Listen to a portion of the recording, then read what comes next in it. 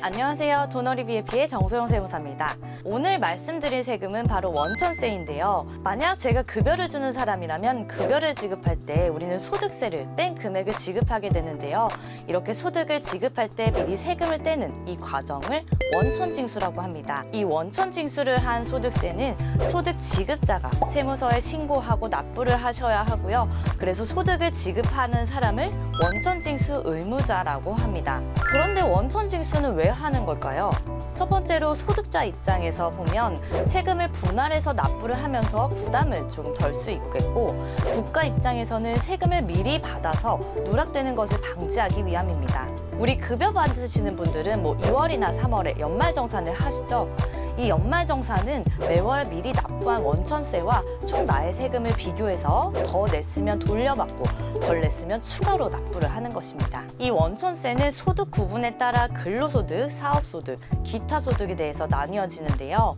먼저 근로소득의 원천징수 개념을 살펴보겠습니다. 근로소득은 명칭 여하에 불구하고 근로계약에 의해 지급받는 모든 소득을 말합니다. 우리가 월급을 받을 때 매월 세금을 조금 떼고 세후로 받고 있는데, 이때 원천징수는 국세청에서 정한 간이세액표를 기준으로 계산을 하게 됩니다. 자, 방금 말씀드린 연말정산의 이 개념이 매월 간이세액표를 기준으로 납부했던 세금과 나의 총 세금을 비교해서 정산하는 과정을 말합니다. 두 번째는 사업소득입니다. 이 사업소득에 대한 세법적 정의는 고용관계 없이 계속적이고 반복적으로 일어나는 것들을 말합니다. 쉽게 말해 3.3% 프리랜서 분들이라고 생각하시면 좋습니다.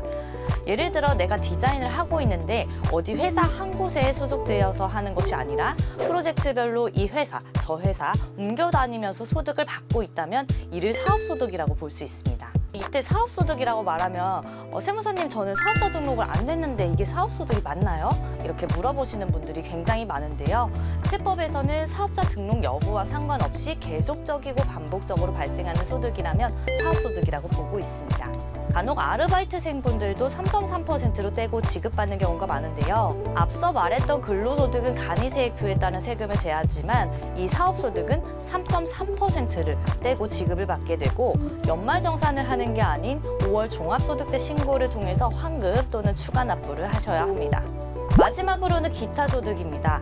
기타소득은 고용관계 없이 일시적으로 발생하는 소득입니다. 예를 들어서 나는 일반 근로자인데요. 다른 회사에서 강의 요청이 와서 강의를 하러 가게 되었다 라고 한다면, 나는 원래 강의를 주업으로 하는 사람이 아니고 타 회사에 고용관계가 있는 것도 아니기 때문에 이 강의를 통해 얻은 소득은 기타소득으로 볼 수 있습니다. 기타소득의 원천징수는 기타 소득금액에서 22%를 곱해서 계산하게 됩니다. 그런데 여기서 중요한 점은 기타 소득 금액이라는 것입니다. 예를 들어 강의료를 100만 원 받았다라면 22%인 22만 원을 내면 되는 건가? 라고 생각을 하시겠지만, 기타 소득 금액이라는 것은 총 지급액에서 필요 경비를 제외한 금액입니다. 조금 복잡하죠. 기타 소득은 종류별로 필요 경비가 그룹화 되어 있는데요. 그룹별로 경비율이 정해져 있기 때문에 내가 어느 그룹에 속하는지부터 판단을 하셔야 합니다.